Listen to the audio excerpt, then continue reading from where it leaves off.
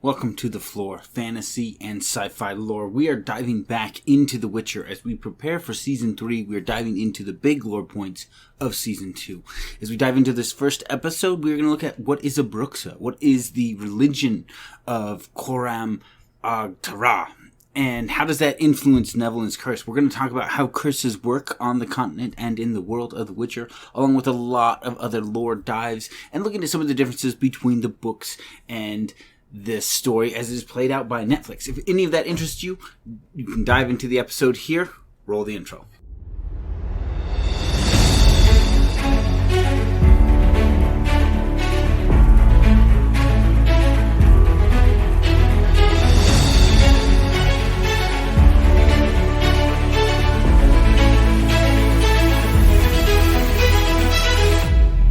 Do you remember the first story that was so spellbinding that it drove you to break the rules and stay up all night? To keep reading, keep listening, keep playing? So good you forgot your life and lived there? So good that the moment it ended, you asked yourself, what next? Welcome to the Flore. Our goal is to take you back, take you deeper, to explore and understand more, and relive that childlike wonder. Join us as we dive deep into humanity's greatest stories, no matter how they are told, through books, movies, television, even games. One of us does an in-depth research on our topic. One of us is familiar with the topic. And one of us knows nothing. So the right questions will always be asked and will be addressed for anyone coming into the topic, regardless of how much you know. Enjoy another world, another adventure, another spellbinding story. Join us on the Flore. We are returning to the world of The Witcher. As we prepare for Season 3, we are going to go through the major lore points of Season 2, starting with Episode 1. As we close in, we are going to try and combine some of these episodes of the Netflix show into single episodes of the Flore. But as we're starting a new season, there's a lot going on, a lot of new characters and new things, so we're going to be doing them one at a time. So this is Episode 1 of Netflix Season 2. So, really quick summary before we dive into the major lore points. So this is the story of Neville, an old friend of Geralt's who is cursed to be a monster and live alone. He's taken up with a Bruxa as his companion, who Neville hides from Geralt because he's worried Geralt will kill him. The Bruxa has slowly killed off an entire village nearby. Geralt discovers the Bruxa and kills it. When Neville pleads for his life, the Bruxa threatens Ciri, which is, of course, a non-negotiating point for Geralt, and Geralt is certain it must die. When it dies, that breaks Neville's curse. So that's kind of the summary of the episode if you watch through it. So this reminds me of Episode 1 of Season 1. Right, somebody's got the curse and he's going after him. It's not Episode 1. Episode 1 is about the Princess Renfrey, who may or may not be cursed. It's Episode 3, but yeah, we know what you're talking about. Yeah, we do know what you're talking about. Yeah, all right. So there's a few so this story. If you pick up the books, this is actually the very first story in all of the Witcher world, as the books are compiled together. And in the original version, Cirilla is not there. In fact, this is many years before she will even be born. But other than that, for a lot of it is still fairly true to the original short story. We'll talk about some of the differences, but it is fairly accurate. And then the other thing going on in there is Yennefer is captured by Nilfgaard and placed in Demeritium chains, so she can't cast spells, and we'll talk a little bit about that metal as well. So let's first talk about curses in The Witcher. As one could expect, anyone with magical power could create a curse through the use of chaos and then place it on. However, there is also this element of a desire. Hold up. So curses use the element of chaos. Magic. So they refer to magic sometimes as chaos, right? They control the chaos that is magic, and the short version is they control chaos, right? So they use magic and they place a curse on somebody. But it is mentioned at one point that if a strong enough emotion or desire is manifest in a curse, the magic itself might take interest in that and manifest the curse. So even someone who has no magical powers could place a curse on someone else. But that is definitely not the case with Nevlin. As we dive into it, you'll see these were clearly people who had access to magic and the will of gods to place this curse on him. But if I'm on the continent and I have a big enough grudge against somebody, they might receive a curse because of my grudge. Well, you have the grudge and you utter the curse. The chaos of magic might decide, yeah, we're doing that, even though you don't have magic, right? So uttering a curse on the continent is a little bit dangerous. It might happen, right? You just have to be mad enough. Sticks and stones may break my bones, but words may never hurt me. It's not something you say on the continent. No, not something you say on the continent. So it's sticks and stones may break my bones, but words may often curse me. There you go. Forever is the Witcher one. Yeah. Yeah. So like I said, it's fairly rare, but it happened often enough that it's documented that, like, careful what you say, magic might decide to just do it because who knows why. It's random. So be nice to your siblings. This is important. Oh yeah, growing up, you gotta don't be nice. Too nice, because if you're too nice, people will be like, "Oh, I'm jealous of him." And then the grudge begins. Yeah, exactly. So you got to be like that fine line. You got to basically just be non-existent. You got to be a neutral character to people. So the two big deviations in Nevlin's story are in his backstory. So in the Netflix series, he's the son of a wealthy merchant or even a nobleman. You know, we know that he studied at Oxenford. His father is unhappy with him. He was always kind of sickly and weakly as a child. Geralt then saves him from a wyvern, and that's kind of the beginning of their friendship. And then later, Nevlin is high on mushrooms, and he ransacks a temple of Coram Agh Tera, or the cult of the lion-headed spider, and rapes a priestess who curses him before killing herself. In the book, it's different. Nevlin actually comes from a long line of bandits.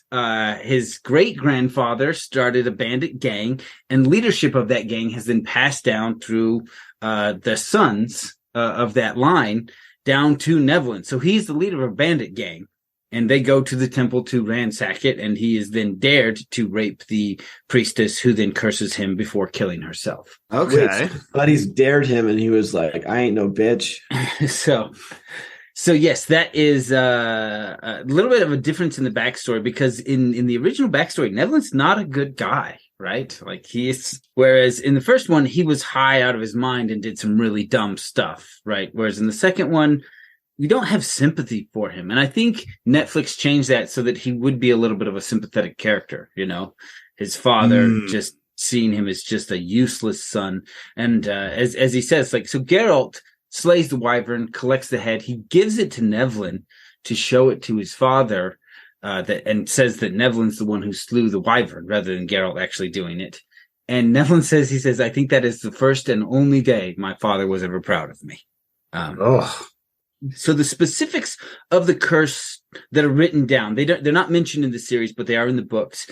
And she says, so this is the curse of the priestess. You are a monster in a man's skin. You will become a monster in a monster's skin. Now, there were more pieces of the curse that Nevlin doesn't remember the specifics as, but he does say something about love and blood on how to break it. Right. There was a very brief conversation about this happening, but what then happens to Nevlin is he returns home, and in both cases, right, whether he is the son of a noble or whether he is the descendant of a long line of bandits, they were very successful. He's a very big, lush home. He's got servants. He's got a lot of wealth. He transforms. In Netflix series, he kills all the servants. In the books, most of the servants flee, but he does kill a few of them, leaving him there alone. And not remembering the specifics of the curse, but kind of fixating on this idea of love. He remembers fairy tales about, princesses and whatnot. They transform the beasts back into men. So initially he threatens this merchant for a life and tells him, if he'll send him his daughter, he'll let him live. And the merchant does, but the daughter's an 8-year-old girl, and Nevlin's like, well, that's not going to work. Hold up. What kind of monster does he turn into? So Beauty and the Beast? In Netflix show, he's got kind of fangs and tusks, but mostly kind of man looking. In the books, think more like Beast from Beauty and the Beast, like almost mostly bear but still tusks and fangs. So maybe almost a boar.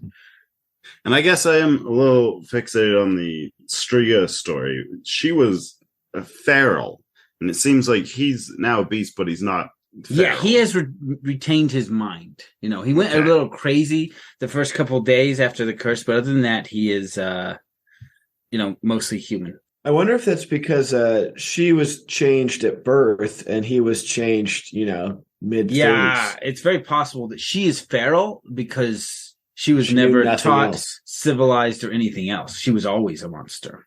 That is very possibility. And the way a Striga is made, they're made at birth, right? This isn't a transformation that comes upon you later.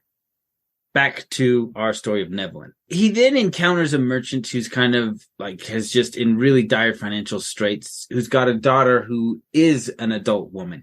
And Nevlin makes a contract with this man for a large chunk of wealth. The merchant will lend him the daughter for a year. Now, this is not a sexual contract at all. This is a maid and a cook, essentially. They come in and they're here to just kind of help take care of him. And he's lonely and he wants somebody there. And so he goes through 4 different women. They go through a year-long contract. The father gets this large sum of wealth. There's a knight, there's a noble, just various people who need money. He has a lot of it and just wants somebody there. Now, he's also learned that the curse acts as a kind of aphrodisiac, and he does develop kind of romantic relationships with each of these women. But in the end, they all leave and go back to their families and their lives. And so Geralt is then hired to look into a bunch of murders that have been happening in a village. And in I guess this is not in the Netflix show, he's going to visit an old friend. In the books, he's investigating these murders. Either way, when Geralt meets up with Nevlin, his current companion is a woman named Verena. Right now, in the Netflix series, Nevlin knows she's a Bruxa. And he rescued... What's a Bruxa? A Bruxa is a form of vampire. Yes. Okay. So they're one of the most powerful types of vampire. They're actually a giant bat with massive fangs, but they can take on human form. And the form they most often choose is a young adult female. Okay, but they can choose whatever form they'd like. Yeah, they could be male as well, right? The Bruxa can. But like I said, most writings and research on them, they tend to choose female. But it's very possible that they really choose that form based on what will serve them best in, what they're trying to do. They are unaffected by sunlight, but they are vulnerable to silver. They can do like a scream that can launch men back. You see this happen to Geralt in the TV show, and it happens in the books. And now The Witcher has a sign called Quinn that can counter this. But Geralt is unprepared for Verena initially. This doesn't happen in the Netflix series, but in the books, he thinks that it's not. His initial research leads him to believe it's a Rusaliki, which is a naiad. Yes, a Rusaliki. A Rusaliki, yeah. Which is a what? It's a naiad, so it's a water nymph. Okay. So just to be clear, we've got this beast man cursed dating a vampire lady? Yes. Okay. All right. Well, yeah, because, she's not scared of him. Right. She can just scream at him and he goes away. Or, They can also alter dreams, and they have some psychic abilities, and they can slowly reach a point where they can have mind control. So they do not, they usually only speak in their own languages, but through their psychic abilities, the receiver understands what the Bruxa is communicating in their native language. So you do see a scene in the series where Verena is communicating with Cirilla telepathically because Verena doesn't speak Redanian, right? She doesn't speak the human language of the continent. She speaks her Bruxa language. So she communicates people with her psychic abilities. Okay. So, like I said, in the books, Geralt is unprepared to fight Verena because he thinks he's fighting a Ruskali, whereas, he's actually fighting a Bruxa, right? And we have seen what happens when Witchers get their research wrong. It doesn't go well for them. Right. It does, however, seem in the Netflix series that he has deduced that Verena is a Bruxa, right?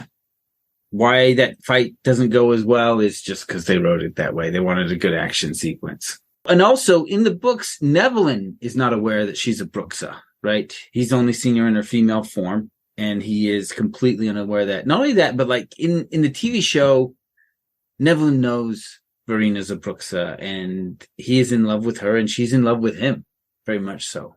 In the books, it's very different. Nevlin does not know she's a Bruxa. He does notice things are strange, but he's not certain why. He then agrees with Geralt that probably it's a naiad.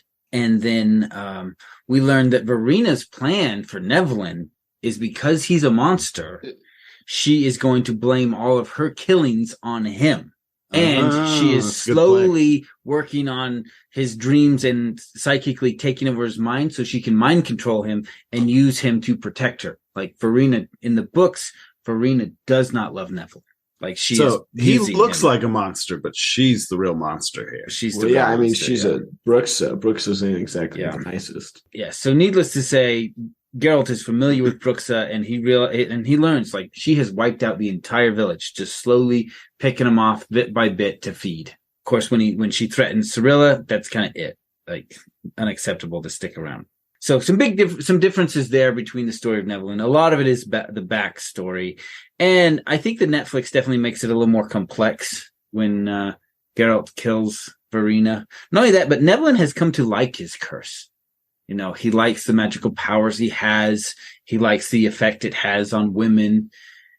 And he likes the physical power because as a human, he was very weak and very sickly. And then Geralt breaks the curse and he is a man again. You know. Well, let's take a break right now. And when we come back, tell me these magical powers that he has. But let's take a break for now.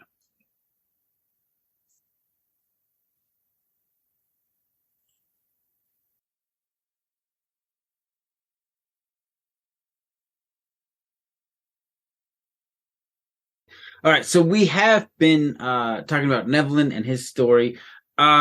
His magical powers, he can kind of summon food and open and close doors and flips lights and on and off. Like it's a very convenient.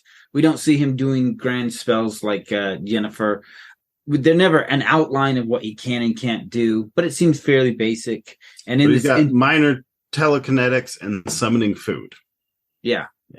So, you know, in the show, you'll kind of see pretty much the array of his powers there, but he likes them, right?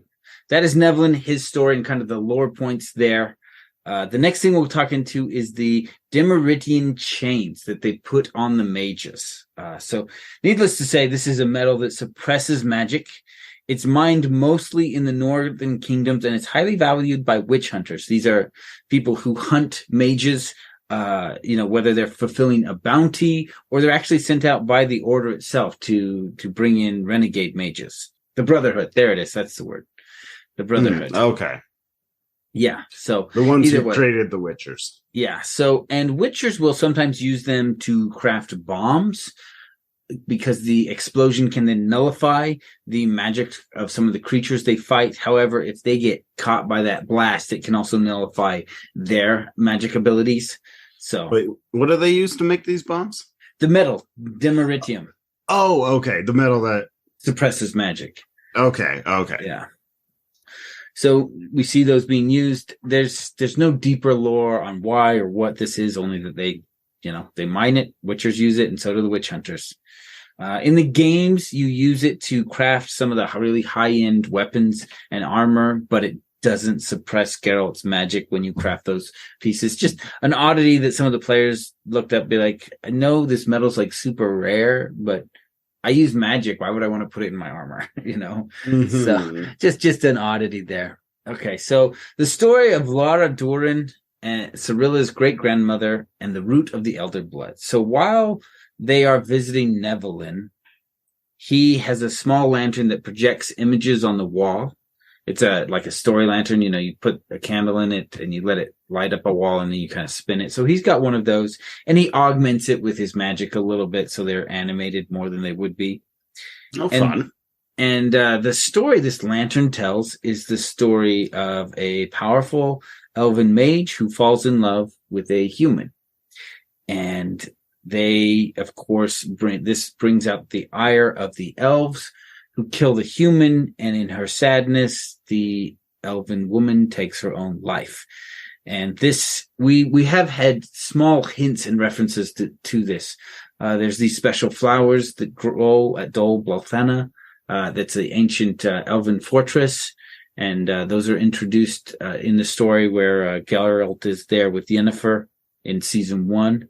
It is mentioned that wherever the elder blood falls, these special flowers grow, which is not entirely true. Like, the places where they grow is where Laura Duran died, right? That's the only place we see that in the books. In the TV show, it's a little bit different. And so, of course, Laura Duran is the living super baby in the long line of super babies that the elves are creating, right? They had the prophecy about the end of the world in snow and ice, and they have been trying to prepare for that by concentrating this magical blood of the elves into a single super baby, and then each generation managing the, birth of the next generation to make sure it gets stronger and stronger. So Laura Duran is... And the prophecy you're talking about is the one that the girl started speaking, right? That lots of people... So Cirilla does repeat this prophecy in season 1, but as we mentioned, the elves heard this prophecy a long time ago. So, and for thousands of years, they have been trying to make their ultimate super baby. So the elves have been able to move through the various worlds for some time, but they don't have complete control over it. And so what they wanted to do was, when they had the prophecy about the end of their world, was to create someone with enough magical power so that they could have complete control over moving through the various worlds and dimensions. And then they, at the time they needed, they could lead their people to a safe world that would not be destroyed. So to do this, they begin the Super Baby Project. We take the most powerful person A, most powerful person B, they have baby's even stronger. And we just keep doing that, right? Keep in making the bloodline stronger and stronger. So Laura Duran is the last elf in that bloodline.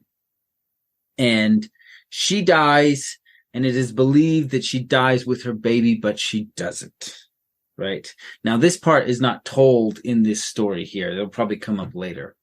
But because her baby doesn't die with Laura Duran, then she eventually goes on to become, like, the bloodline continues down to Pavetta, who we see manifest this incredible power, and then, of course, Cirilla. So this is the story of her great-grandmother and great-grandfather, and how the elves lose the super baby bloodline they were making, and why they don't know who Cirilla is and are looking for her. Because if they knew, they would be hunting her, but they believe that line died out. Okay. And since the elves have lost the ability to reproduce, they can't start the project again.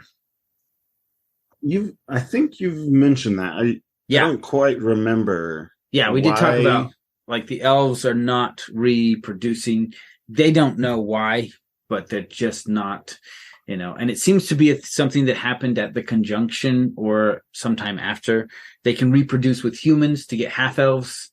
That's but right. they can't. The women can or something, right? Yeah. Like the men can't. So we don't know. Like, it's very possible that male elves could reproduce with human females, but Not human males. elves find humans fairly disgusting, and so it's more likely, like, women, they want children, so they use human men's. And then, of course, men can rape women, which produce half-elves, whereas men, if they're completely unaroused by the human females, very possible just doesn't happen because they're just not interested. Okay. So whether or not it's possible is not really covered, but it's not mentioned a lot. It's usually, and it upsets the elven men that, one, their women are mating with humans, and two, that they're able to have children where the elven men can't, right? So right. It's a point of contention between them.